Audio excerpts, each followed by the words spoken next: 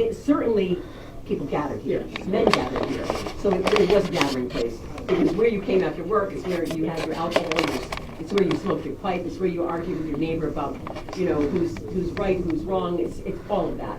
So yes, different kind of gathering place, but definitely a gathering place. That's why there were so many taverns everywhere. Yeah. So, any other questions about the lack of Christmas in this room? So you were standing in the oldest room in the house. Above us is the bedchamber, but this was a two-room house occupied by the Stephen Backus family, right up there on the road. So, purchased by Thomas Leffingwell in 1701. So then it became a public tavern.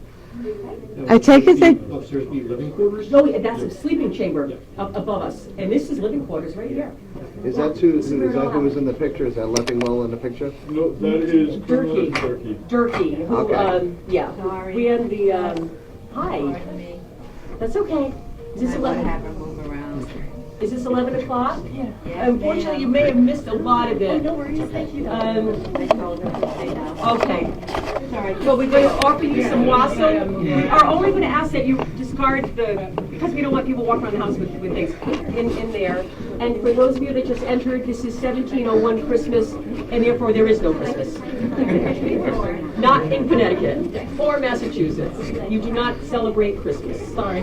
This is any other day of the week. And if you're a man, you're probably coming in here to have something to drink and smoke your pipe afterward. Okay? It's warm. Yes. You'll try various kinds of things as you walk around the house.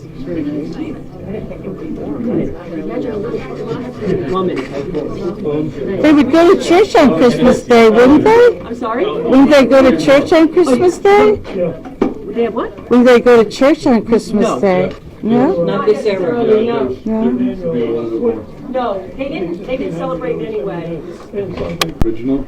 It is the piece of paper that went from Lexington down to Philadelphia, letting everyone know to gather their troops, the British are coming, come up to Massachusetts and help out. Sure. Oh, I'm so There were sorry. 12 letters written exactly like this. They would go to a location, they A would little different than. read the letter, they would handwrite it out again, and they would sign their own names to it. And Thank you for coming in. one of the locations was the Leffingwell house. And out of those 12 letters that were made, there are 3 left in existence. One is in the Smithsonian, one is in a private residence, and the one that came to Leffingwell is in the Masonic Museum up in Lexington. So that, a couple of years ago, we had the original letter come to us, and we displayed it for the day. It On was the exact absolutely- day Yep. that it arrived, how many years before? 234, Right. no, 234, so Yep. we got it the exact same day, which is amazing. Without even It was in planning it? April. April Sorry? 10th. April. And he was not even planned. Oh, no. It just happened. Right, Wow. it just happened. Who is this? That is Colonel Durkee. Oh, Next door okay. is the, I saw it, and it is the southern tradition of Christmas. Excuse me.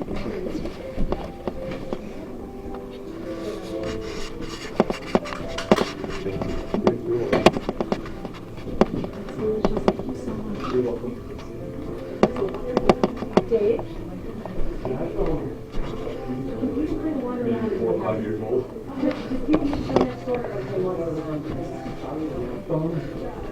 Yeah. Yeah, it's really crowded. I want you to hear George Washington. So you may have the opportunity to wander a bit. Hold on. Yeah. So what is this street? It's not full size. We have been, we didn't. So, feel free to go upstairs. Fine. Go upstairs. Walk down. Exactly where Mount Vernon. First of all, the 12th day of Christmas, the holiday begins just at dawn, when the oldest single male in any household goes down to the fireplace just before dawn, takes the family's firelock off the fireplace, and goes out the front door and discharges the weapon. And in our countryside, as dawn comes, you can hear the discharge of weapons echoing across the community. And that's the signal for the beginning of the Christmas 12-day celebration. And let's be very clear, it's quite a celebration, it is. It's a series of feasts, balls, games, horse races, gambling and drinking long into the night, getting together with friends and family all across your community. And of course, church services are held. And we value it quite a bit. Fox hunts, steeplechase, horse races, getting together with cousins and second cousins. It's really something quite a bit of value to us. And with that, I'd like to one final thing I should be clear about. The question comes up, what happens to the enslaved population during this period? Let's be clear. They get their 12 days too. If you are in the field hands, you do not work, absolutely do not work in this period, and are given food to celebrate, and even on some nights, whiskey and alcoholic beverages. They enjoy it just as much. Cash gifts, exactly. All sometimes small farm animals, chickens, etc. The house staff, of course, has to work because we have all these feasts. Here's what happens there. First of all, we're going to be visiting other plantations during this period. It's fully scheduled. I can assure you the plans begin in October. So when we're not at our plantation, people have off. But we also arrange in the coming spring on a rotating basis for them to have their time off too. So that's a description of how we enjoy and celebrate Christmas and the New Year. Let me close with one final comment, and I will be taking questions. The day after Epiphany, January 7th, is the first day of the tobacco planting calendar, and work starts immediately. And tobacco is the basis of our economy, and in Maryland and Virginia certainly, and so everybody gets it's a good time, but everybody does get back to work quite rapidly. Any questions for me before I turn it over to Martha? So do you know when this tradition of 12 days of Christmas celebration? Well, sir, I'm not a scholar. Had very poor education, though self-read. But I understand that it dates to the 9th century and King Alfred. And it evolved through the Middle Ages into what it's become. I also understand that there are particularly Protestant sects that believe it is based on pagan traditions. Again, I'm not enough of a scholar to judge the merits thereof, but I know we value it quite a bit. Any more questions? Let me just say that I am here to arrange for supplies for the troops. We don't have a supply system, and the units that have come up from the middle colonies, Pennsylvania and South, are poorly supplied in the winter. And are you a Leffingwell, or are you, what's your name? George. George. Oh, jeez, excuse me. Dan? So as mentioned, we start in October to plan for the Christmas celebrations because there's so much involved and we have so many visitors. There's usually a stream of visitors anyway, so we're always sort of ready. Unfortunately, we no longer order things from England. Everything is homegrown, homemade. We're making a statement because we really don't want to deal with His Majesty's regime anymore. So we start in October and we order and make rum. We make, the General has a distillery where we produce rye whiskey, and bourbon, and these are very important things for the celebration, not the least of which my famous grape cake, which we make well in advance. We try to do as much in advance as we can so that there's minimal work to be done on Christmas Day in particular. Every morning I meet with the kitchen staff, Hercules and Ona, and we discuss what the day's meals will be, and they prepare the meals. Often there will be extra chickens and turkeys to put aside just in case we have unexpected visitors, which tends to happen all the time, not just at Christmas time. And we have to prepare the cakes. There's the Yorkshire pie, which is a very famous part of our Christmas celebration. It's a very large pie. I mean, literally a very large pie. And it'll be the centerpiece of the table. And it contains chicken and turkey and bacon, lots of spices, celery, onions and carrots, and it is well commented on by all of our visitors. I think that sums up the most of it. As the General said, Christmas Day itself starts with the announcement, and then we all go to church. That's a very important part of it. The meal tends to be prepared the day before so that when everyone gets back from church, we can have our dinner. And an elaborate one it is. Right. Oh, I did want to mention one other thing. There are many balls. We have balls, and when we visit the other plantations, that's an important part of it. And I don't really care to dance, so I have no problem. The General is always make sure that every lady that wishes to dance with him at the ball does so. Gets a turn. And that will continue.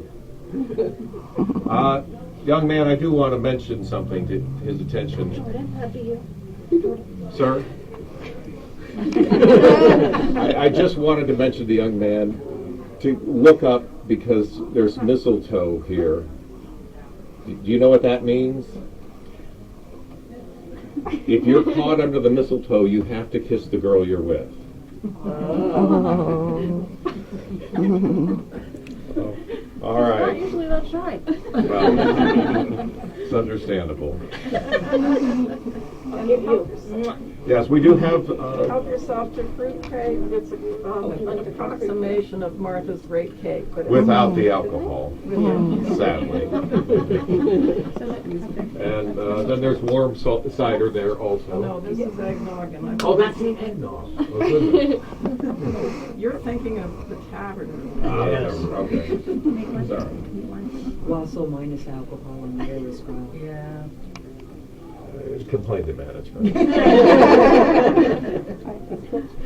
All right. Any other questions? Just ask me. Thank you. We were colonies. There was no religious basis for our colonies. And so we brought over the established church, the Church of England. And if you want to check with Sarah and see if she needs a hand in ancient history, you are what's called a free agent. You are back down. That's my cousin. How are you doing? Hi, hello. Unless we can get the house in front of you, you know. Could you play the piano some more? Certainly. Okay, so I can get you on film. Catching up with old postmen from Ireland. Oh, hello. How are you? Fine, thank you. Two snowstorms to come down here in Camelot. I know there's bike this out there too. You're the postman from Ireland? Island Era. We call it Era. Oh, era. Okay. Oh. And I am the Which era? unpostman. Oh, okay. See, I'm wearing the original sweater, the tie, and the leggy pants, you know. Oh, from what era? And the boots. 1930s. Oh. Oh boy. Since you're here, all the way, I'm gonna play your favorite song. Let me know because I'm gonna record it. This is my favorite song that he plays me every Christmas. Well, I know. Let's do it right now. Let me get my recorder. Yeah. I forgot to bring my recorder, but this has my recorder on. Because I love it. I couldn't miss seeing you guys again for Christmas. Can I get over there so I can get it? So I just want to get a good. Ooh. Thank you. Let me get you a lovely song too. This is my favorite song. Oh, at least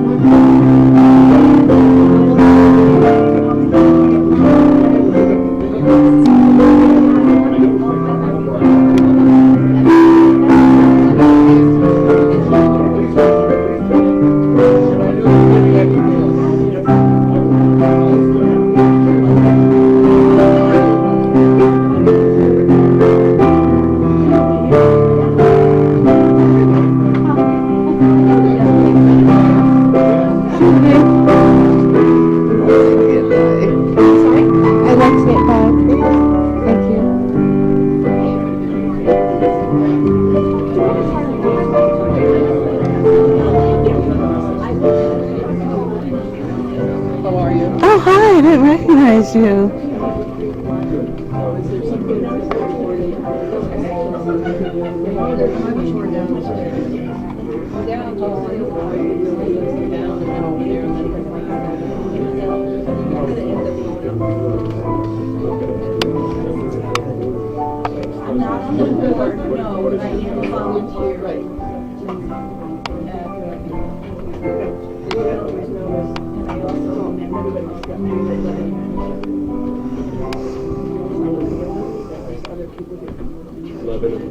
Well, it's the old Lebanon town.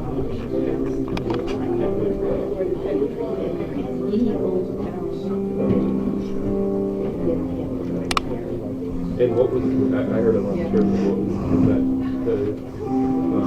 the focus of yours, was it just Customs kind of through the years. Customs. Holiday customs through the centuries. We get this more hot apple cider with cover soap. The sifter? Yes.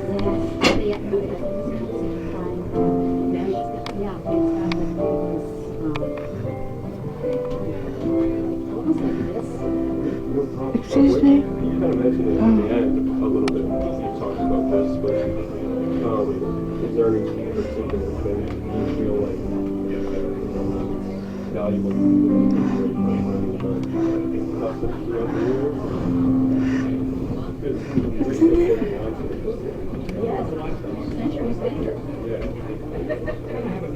Or any redemption in particular we think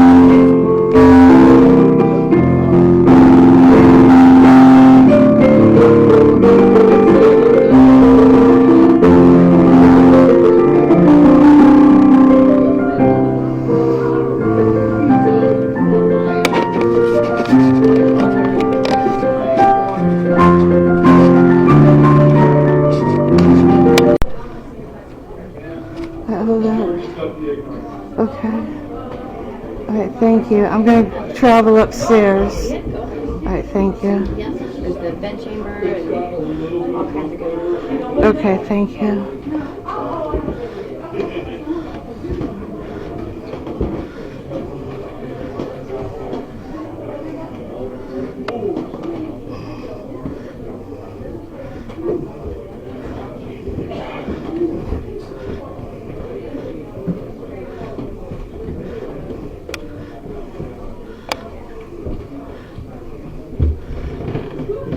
Hello. Are you the three ghosts of Christmas that I was going to meet tonight? Thank you. Excuse me. These are given a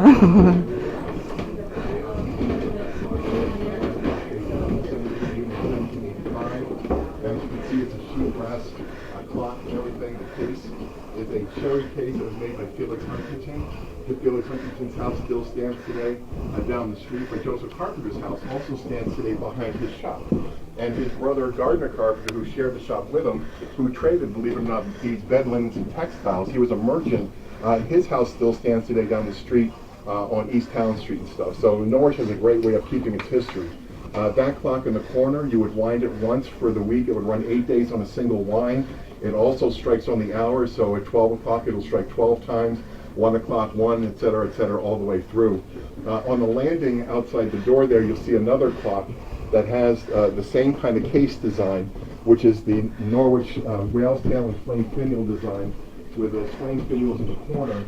And then you have the inside of these scrolls is the whale's tail. When it hits the water, it creates these ripples or what have you, and then the scallop apron. So if you see clocks with these features and stuff, they were made within the Norwich Preston area. These were the kind of makers of babies. You won't find them made outside of this unless an apprentice of Felix Huntington went to another part of New England. They're very rare and few between. You usually see variants of that. So, like I said, these clocks, we have 3 Norwich clocks in the museum. The one out there is by Nathaniel Shipman.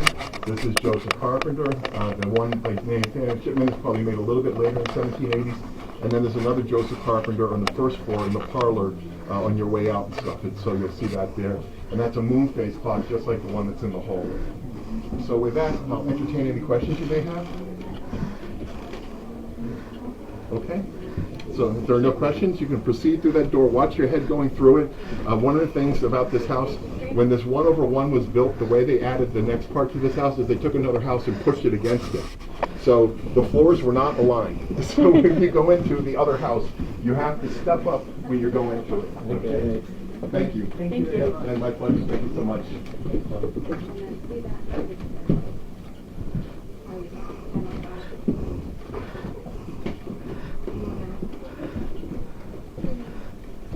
I haven't been in that room yet.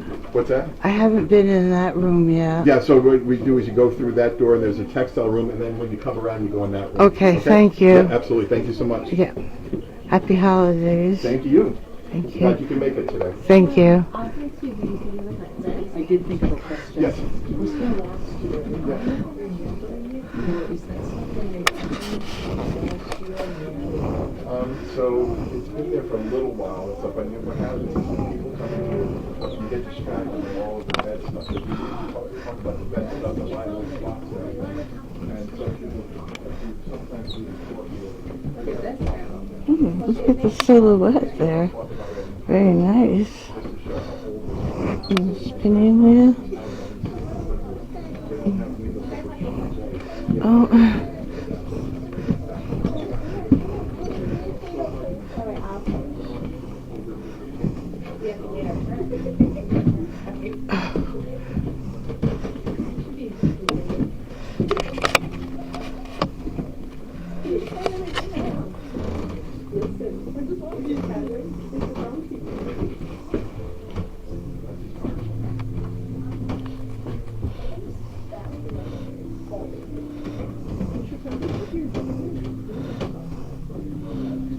Yeah, I think this is.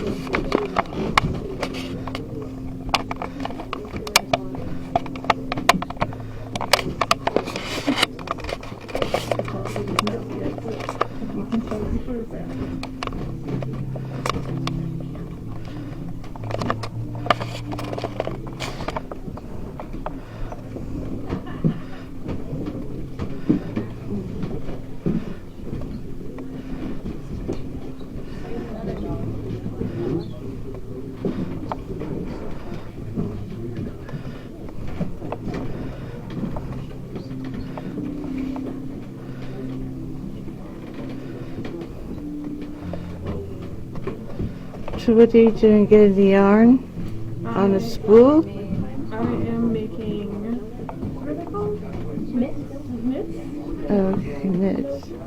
That goes from arm to elbow. Okay. Most dresses of the period were to the elbow was the most popular cut. So during the winter, women would wear basically either woolen mitts or knitted mitts that would cover them for the rest of the arm to give them a little bit more warmth. They would typically be a little bit different than a modern glove because they would fit very tight like a sleeve, but they would cut off right at the edge of the fingers, and they would have a small hole for your thumb to go through. Instead of being flat, it would come out just like a normal glove would, and it would just cut off right at the knuckle.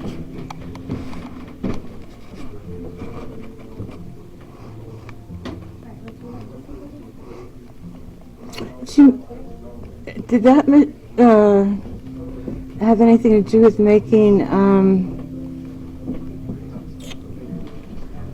yarn or anything? So that one presently is strung for linen. Specifically, it is a flax wheel. Okay. There is a little bit of a difference between spinning wool and flax. Wool has a lot more malleable of a nature. It's a little bit easier to spin with. Okay. Flax, which is what's used to make linen, is exceedingly difficult to actually spin. It's one of the most difficult fibers to spin with because it's very coarse. It doesn't naturally mix together. So this one, you can see it's got the combs to help with carding, and it does have the flax lead to go through. But it is Okay. very similar to what was used for yarn. Okay, thank you very much. Absolutely.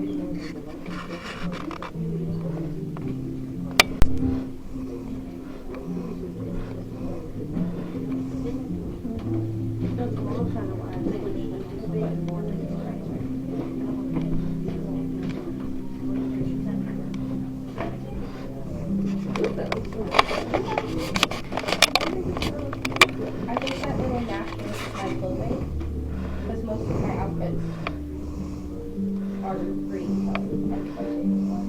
Are you going to try and keep up I would like to do Red Coats and Rebels. I enjoy the regiment, I enjoy the Jolly. I would like to stay for the entire. I would like to do spots. I think actually getting to some rock on that is will make it much and